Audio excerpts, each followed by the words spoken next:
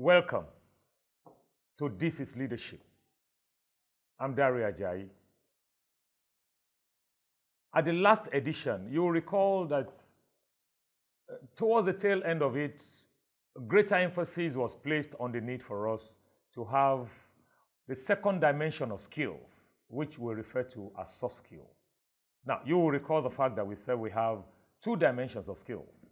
We have first the hard skill, which is your technical skill.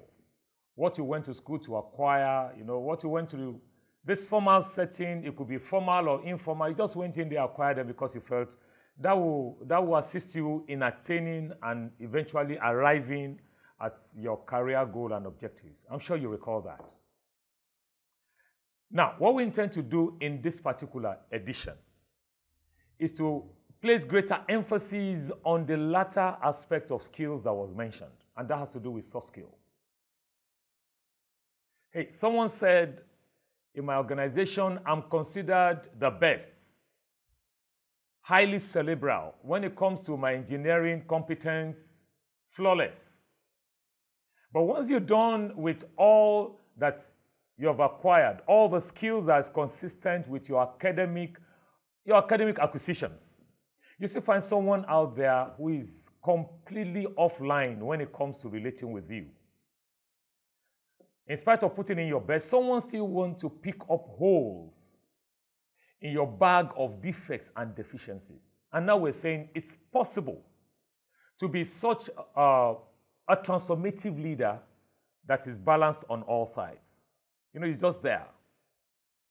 You have situational leadership mixed with charismatic leadership. You get what I'm saying? That's exactly what I'm saying. So in this particular episode, we want to take our time to deal extensively with this other aspect of skill acquisition that we felt could add value and greater worth, not just to you, but to your certificates, to your credentials, to your place in the community. I guess that would be good. So let's deal with soft skill. The first thing is this. What is soft skills? Soft skill is an interpersonal trait. Note that. Interpersonal traits and interpersonal qualities that help you succeed. You already have the hard skill. You have the credential. You have the certificate. You have all the trainings, both formal and informal trainings, aimed at making you the best in your field. But when it comes to soft skill, which is the second dimension to skill, we're saying you need this particular skill. It's an interpersonal skill. It's also an interpersonal quality that helps you to succeed. You need this skill to succeed. You don't just work with just the intention to earning stipends. It is important that you leave your enterprise, step aside, either by resignation or by just moving on to something greater, something better, while leaving a legacy of soundness behind. That's what we're looking out for.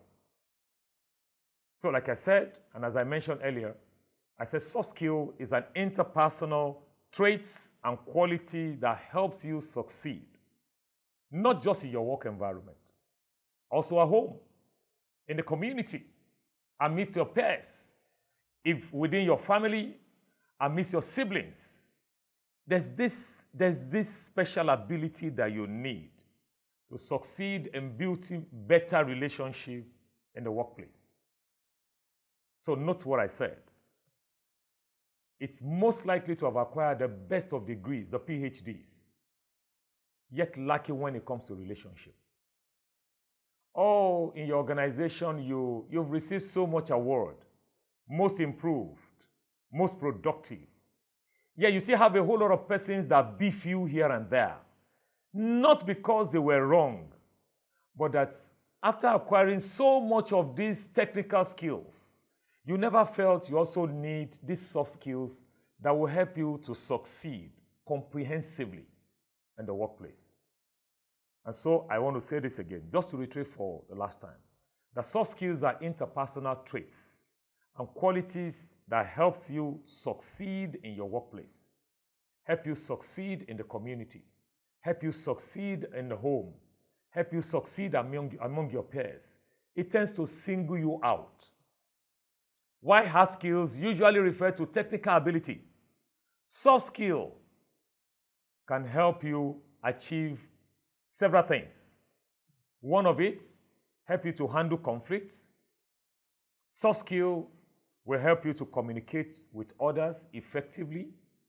Soft skill will help you also to perceive people's need. Oh, have you ever wondered why you have a group managing director that is so efficient, highly productive, but inhumane, like we normally would say? Said this gentleman is good, but he had no human feelings, no empathy.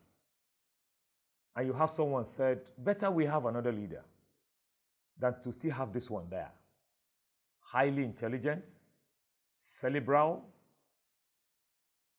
but lucky when it comes to relationship.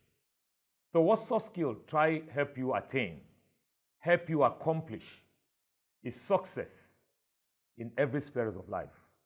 It will help you, number one, to handle conflict. It helps you to communicate with others. It helps you to perceive people's needs. It also helps you to reflect on your own need. Soft skill. And like I mentioned earlier, the fact that we have all of the PhDs and all of the second degrees, all of the MBAs, does not necessarily translate to comprehensive leadership success. Aside the technical skill that we all acquired from our formal educational setting, we also need these soft skills that helps us attain success in any environment we find ourselves. So what are soft skills for?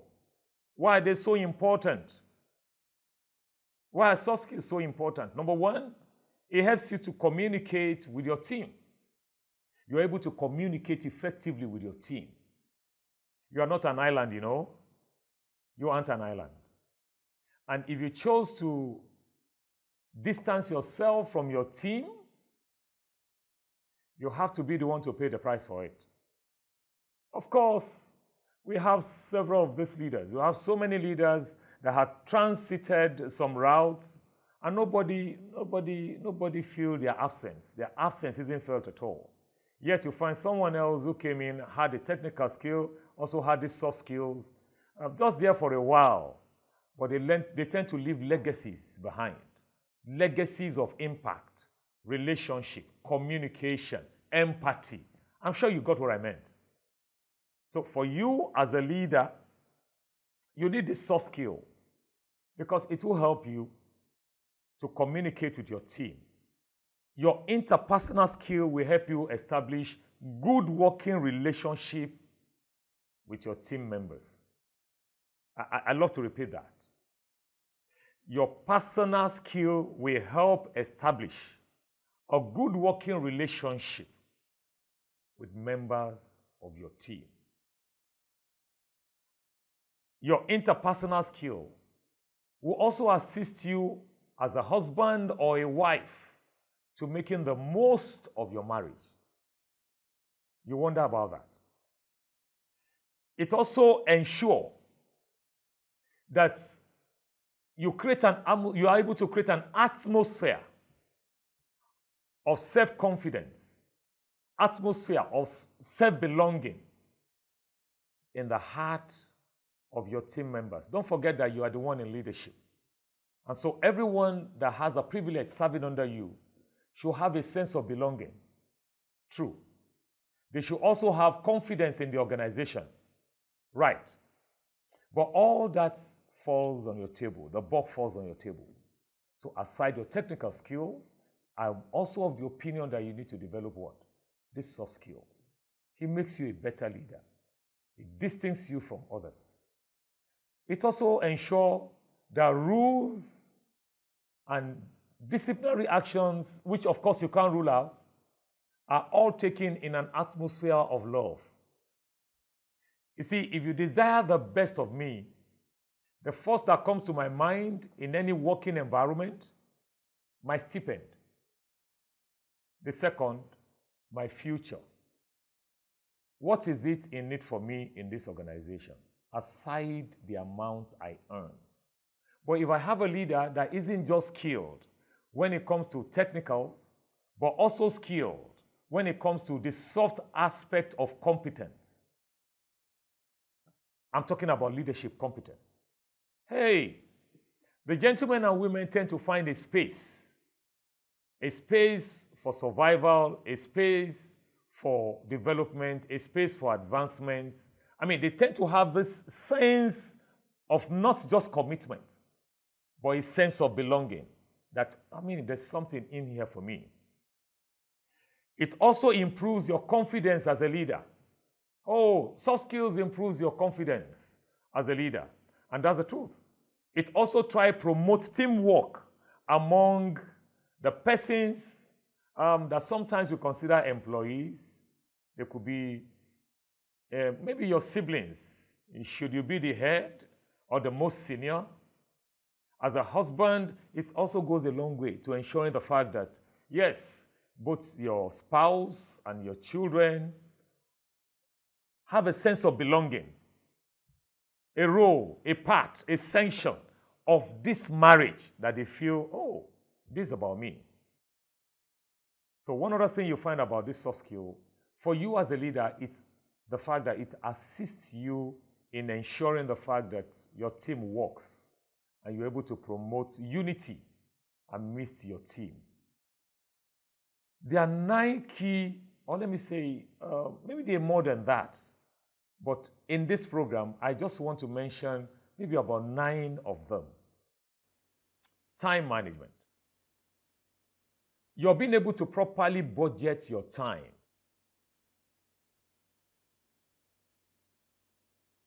Will go a long way to assisting you to increase your level of productivity and to also prevent burnout. You should be able to manage your time. Let me say this. Organizations pay for your skills, not your life. Most organizations that lack empathy, lack respect for human dignity, they don't care if you do your job with your blood flowing on the streets, because they are more concerned about the wages and the bills they pay than your well-being. Have you ever heard such a hard truth? I want you to care less about what the last commending statement of your MD. Oh, you're the best, you know. In this bank, you're the best. In this organization, you're the best. You know what they're trying to say? You're justifying your pay. Even if you are sick, they care less.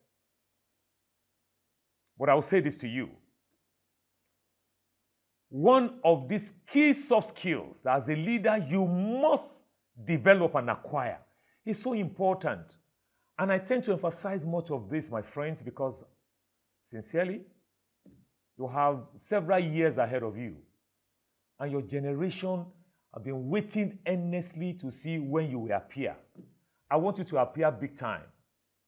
Oh, that will be highly commendable, you know.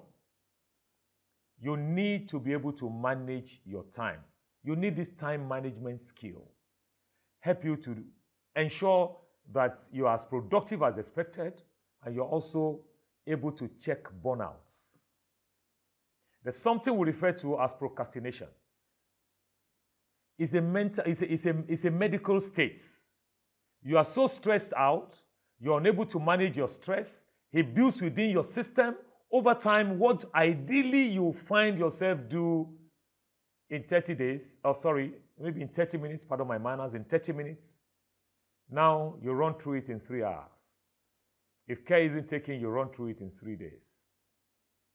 But that wasn't your position at the early stage of your employment. So I will say this, time management, you need it. The next I want to consider will be interpersonal communication. But I will say this, maybe by the time we're back from our break, we'll delve more into that. But recall what I said, interpersonal communication. Thank you.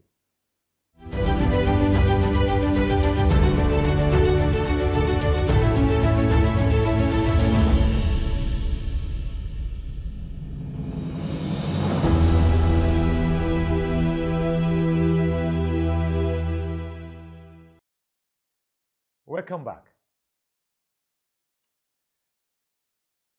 The last skill that we mentioned, soft skill that we mentioned, has to do with what? You want to remind me now? Okay. Interpersonal communication is a special skill that you need. You say, well, why do I need that? Hey, have you ever wondered why most persons pray that this deficiency, this personal challenge of being deaf and dumb wouldn't have to be part of their accounts?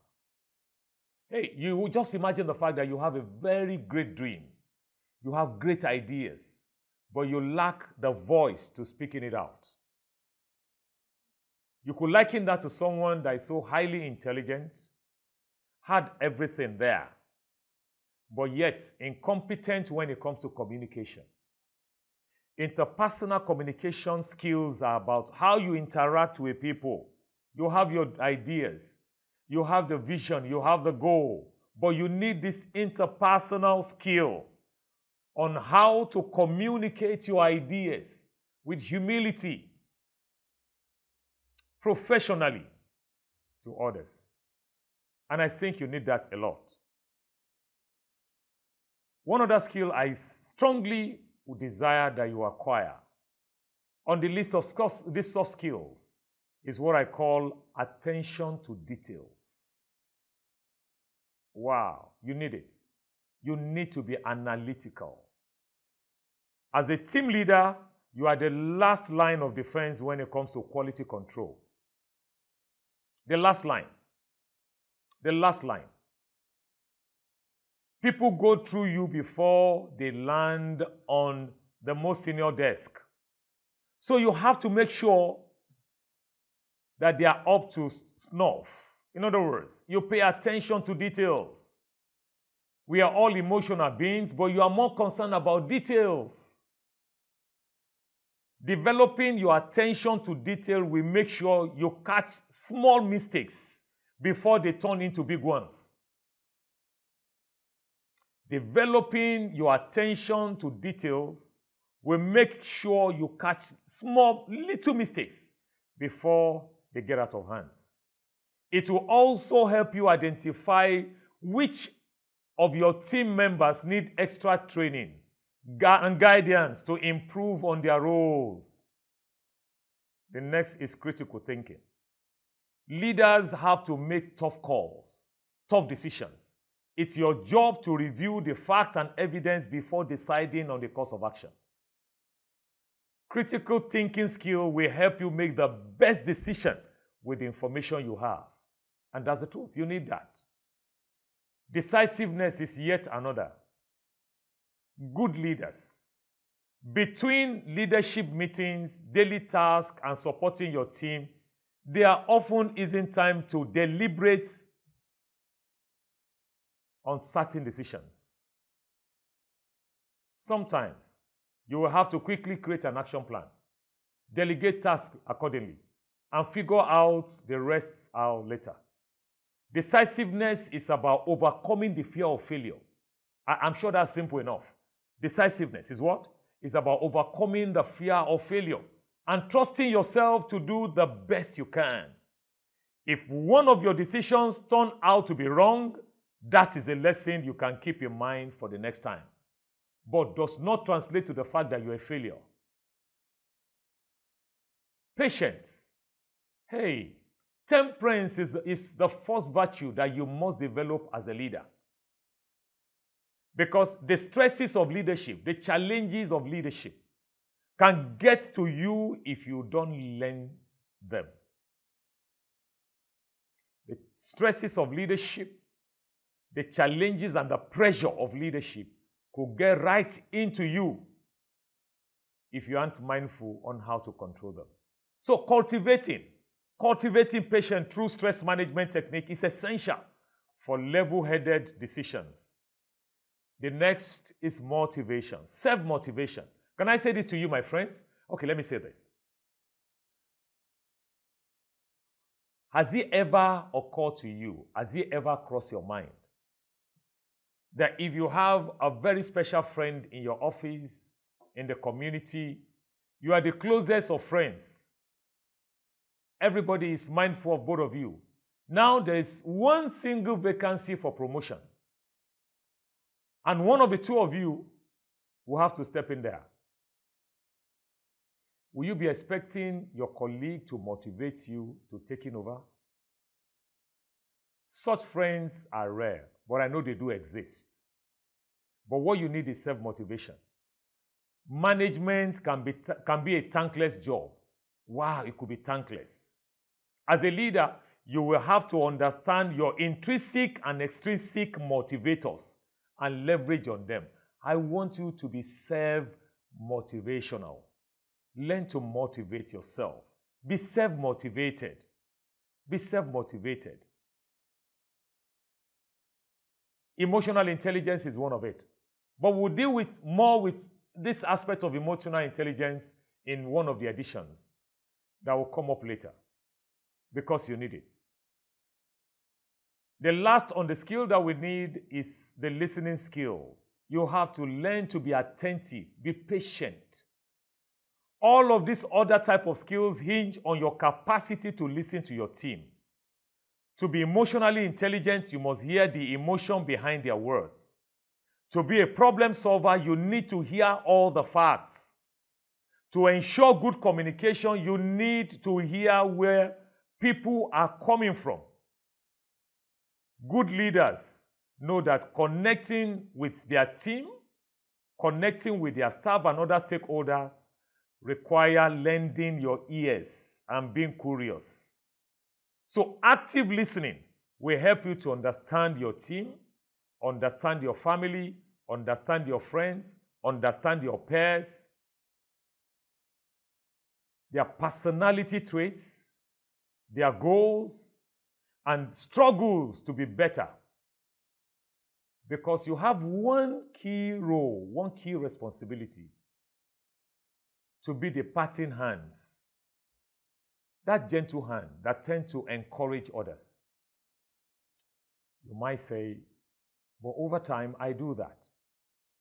But no one has ever stepped into my shoes. No one comes around to also encourage me. Can I say this? Be self-motivated and also develop what I call the listening skill. You're going to need it. You need to be so temperate in ensuring the fact that you get to listen to others, listening to whatever they say, listening to whatever they have in their minds. We'll be rounding off with this edition by posing a question at you. How comfortable would you feel when, having done all, putting in all of your best, you still have one or two persons out there saying, he's a good leader, but he lacks relationship. He's a good leader, but he lacks communicating ability. Or he's a good leader, but he has this inferiority complex. He's not self-motivated. That's a poser for you. Thank you for granting us time and space into your homes, and hope to see you in the next edition. Have a wonderful time, and bye for now.